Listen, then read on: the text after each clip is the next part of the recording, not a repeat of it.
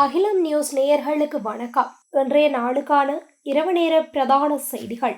விரிவான செய்திகளுக்குள் செல்லும் முன்னதாக முதலில் இன்றைய தலைப்புச் செய்திகள். ஏப்ரல் 15 முதல் 17 வரை அரசு அலுவலகங்களின் செயற்பாடுகள் குறித்து வெளியான தகவல். போதைப்பொருள் வேட்டையில் ஒரே நாளில் 1000 பேர் கைது. புத்தளத்தில் காட்டு ஜானை தாக்கி வனஜீவராசிகள் திணைக்கள ஊழியர் பலி.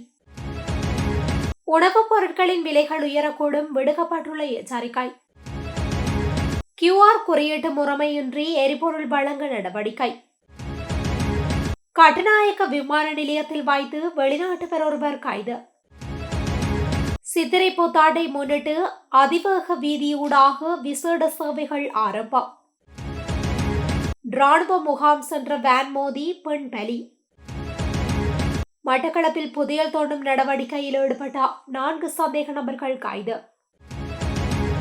இலங்கை இந்தியா பயணிகள் படகு சேவை ராஜீவன் எம்பி விடுத்த கோரிக்கை தொடர்பான விரிவான செய்திகள். எதிர்வரும் ஏப்ரல் 15, 16 மற்றும் 17ஆம் திகதிகளில் நாட்டின் அனைத்து அரசாங்க அலுவலகங்களும் வழமை போன்று திறந்திருக்கும் என்று பொது நிர்வாக, உள்நாட்டு அலுவல்கள், மாகாண சபைகள் மற்றும் உள்ளூராட்சி அமைச்சு அறிவித்துள்ளது. குறித்த தினங்களில் அரச ஊழியர்கள் இணைய வழியில் பணியாற்றுவதற்கு முன்னதாக தீர்மானிக்கப்பட்டிருந்தது. எனினும் அந்த தீர்மானம் தற்போது மாற்றியமைக்கப்பட்டுள்ளது. பொதுமக்களுக்கான சேவைகளை எதுவித தடையுமின்றி வினைத்திறனான முறையில் வழங்குவதை உறுதிப்படுத்தும் நோக்கிலேயே இந்த நடவடிக்கை எடுக்கப்பட்டுள்ளது என்று அமைச்சு சுட்டிக்காட்டியுள்ளது. இதற்கமைய அனைத்து அரசு நிறுவனங்களும் குறித்த 3 தினங்களிலும் வழமையான அலுவலக நேரங்களில் இயங்கும் என்பதுடன் ஊழியர்கள் அனைவரும் அலுவலகங்களுக்கு சமூகம் அளிக்க வேண்டும் எனவும் அறிவுறுத்தப்பட்டுள்ளது.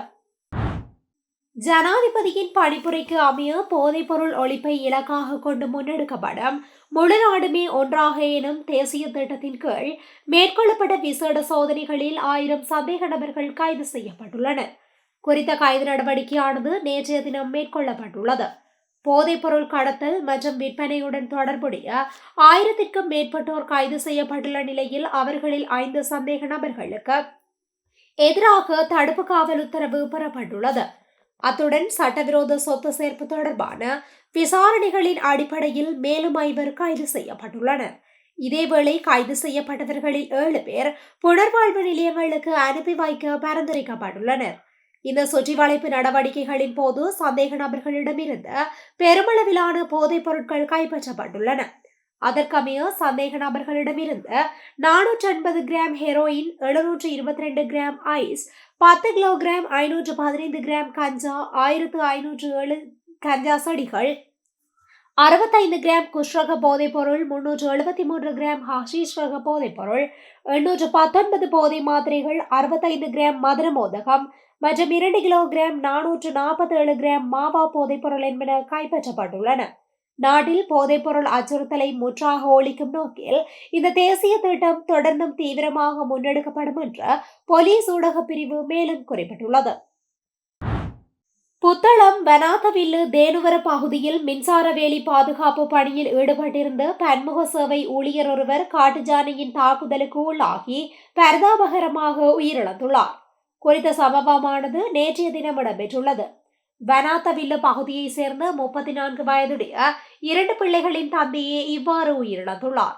இவர் வனஜீவராசிகள் திணைக்களத்தின் வனாதவில்லு அலுவலகத்தில் ஊழியராக பணியாற்றி வந்தவர் என தெரிவிக்கப்படுகின்றது. நேற்றிரவு ஏனைய ஊழியர்களுடன் இணைந்து காவற்பணியில் ஈடுபட்டிருந்த அவர் பணியை முடித்துவிட்டு வீடு திரும்புவதற்கு முன்னர் மற்றொரு தேவைக்காக வனப்பகுதிக்குள் சென்றுள்ளார். இதன்போது அங்கிருந்த காட்டு ஜானை அவரை தாக்கியுள்ளதில் உயிரிழந்துள்ளார். சம்பவம் தொடர்பில் வனாதவில்லு போலீசார் மேலதிக விசாரணைகளை முன்னெடுத்து வருகின்றனர். எதிர்வரும் மாதங்களில் இலங்கையில் உணவுப் பொருட்களின் விலைகளும் கணிசமாக உயரக்கூடும் என ஆசிய அபிவிருத்தி வங்கி எச்சரித்துள்ளது. மத்திய கிழக்கு பிராந்தியத்தில் நிலவும் போர்ச்சூழல் காரணமாக உரங்களின் விலை அதிகரித்துள்ள நிலையில் இந்த எச்சரிக்கை விடுக்கப்பட்டுள்ளது.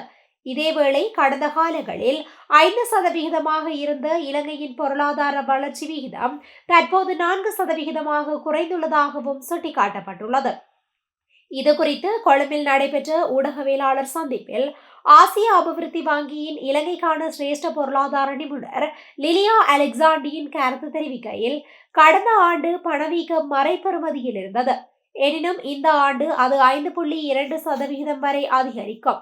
இது மின்சாரம் மற்றும் எரிபொருள் விலைகளில் தாக்கத்தை ஏற்படுத்தும் என்பதுடன் அடுத்த ஆண்டு மீண்டும் 4% குறையும். தற்போது உரங்களின் விலை சுமார் 50% அதிகரித்துள்ளது. இதன் தாக்கம் இலங்கையின் விவசாய துறையில் எதிரொலிக்கும். உணவுப் பொருட்களின் விலை உயர்வதற்கும் இது ஒரு பாரிய சவாலாக அமையும்.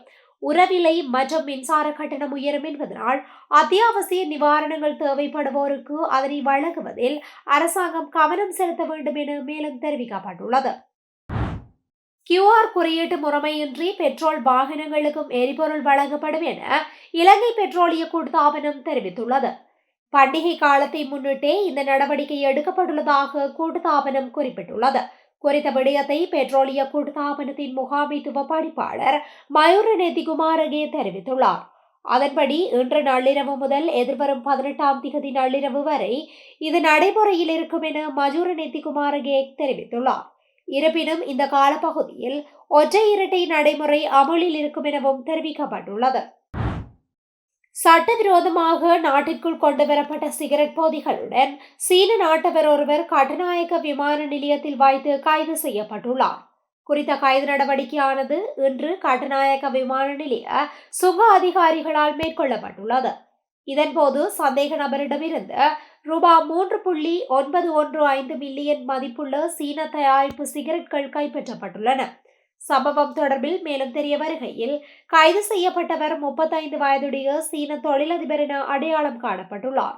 இந்நிலையில் மலேசியாவின் கோலாம்பூரில் இருந்து இன்று காலை 12:50 மணிக்கு கட்டுநாயக்க விமான நிலையத்தை வந்தடைந்த நிலையில் அவர் கொண்டு வந்த 2 பயண பொதிகளில் மறைத்து வைத்திருந்த 26,100 சிகரெட்கள் சுங்க அதிகாரிகளால் கைப்பற்றப்பட்டுள்ளது.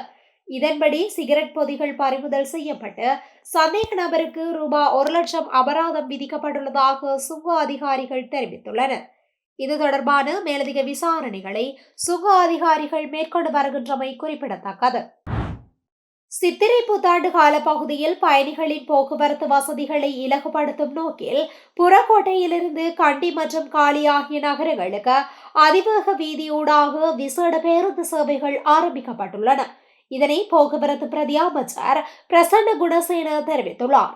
தற்போது நிலவும் பயண நெரிசலை குறைக்கும் வகையில் இந்த நடவடிக்கை எடுக்கப்பட்டுள்ளதாகவும் பிரதி அமைச்சர் குறிப்பிட்டார். அதேவேளை தற்காலிக அனுமதி பத்திரங்களின் கீழ் சுமார் 20 பேருந்துகள் புறக்கோட்டையிலிருந்து கண்டி வரை சேவையில் ஈடுபடுத்தப்பட்டுள்ளதாக போக்குவரத்து பிரதி அமைச்சர் தெரிவித்துள்ளார். கிராந்துருக்கோட்டை தெஹியத்த கண்டி வீதியில் முச்சக்கர வண்டியும் வேனொன்றும் மோதி விபத்துக்குள்ளாகியுள்ளன. விபத்தில் முச்சக்கர வண்டியை செலுத்தி சென்ற பெண் பலத்த காயமடைந்து கிராந்துருக்கோட்டை வைத்தியசாலைக்கு கொண்டு செல்லும் வழியில் உயிரிழந்துள்ளதாக தெரிவிக்கப்படுகின்றது. உயிரிழந்தவர் தெஹியத்த கண்டி பிரதேசத்தை சேர்ந்த 40 வயதுடைய பெண் ஆவார். விபத்து நிகழ்ந்த சந்தர்ப்பத்தில் வேனில் 6 பேர் பயணித்துள்ளதுடன் அவர்கள் வவுனியாவிலிருந்து தியத்தலாவ ராணுவ முகாமில் நடைபெறவுள்ள அணிவகுப்பு நிகழ்வில் கலந்து கொள்வதற்காக சென்று கொண்டிருந்தனர். விபத்தில் வேனில் இருந்த எவருக்கும் காயங்கள் ஏற்படாததுடன் அதன் சாரதி கைது செய்யப்பட்டுள்ளார். சம்பவம் தொடர்பாக கிராந்துருக்கோட்டை போலீசார் மேலதிக விசாரணைகளை மேற்கொண்டு வருகின்றனர். அதேவேளை கடந்த 4 நாட்களில் மாத்திரம் இந்த கிராந்துருக்கோட்டை தெஹியத்த கண்டி வீதியில் 4 வீதி விபத்துக்கள் இடம்பெற்றுள்ளதுடன் அவற்றில் 5 பேர் உயிரிழந்துள்ளமை குறிப்பிடத்தக்கது. மட்டக்களப்பு கரடியனாறு புதையல் தோண்டும் நடவடிக்கையில் ஈடுபட்டு விசேட அதிரடிப்படை வீரர் ஒருவர் உட்பட 4 சந்தேக நபர்களை காவல்துறையினர் கைது செய்துள்ளனர். கரடியனாறு காவல்துறை பிரிவில் உள்ள பெரிய புல்லுமலை பிரதேசத்தில் இன்று கைது நடவடிக்கை இடம்பெற்றுள்ளது.